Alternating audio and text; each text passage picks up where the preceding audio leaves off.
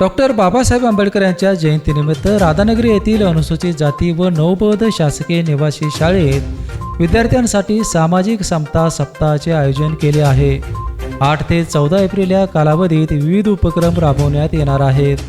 या कार्यक्रमात पत्रकारितेचे महत्त्व याविषयी व्हॉइस ऑफ मीडियाचे राधानगरी तालुका अध्यक्ष मिलिंद कांबळे यांनी मार्गदर्शन केले।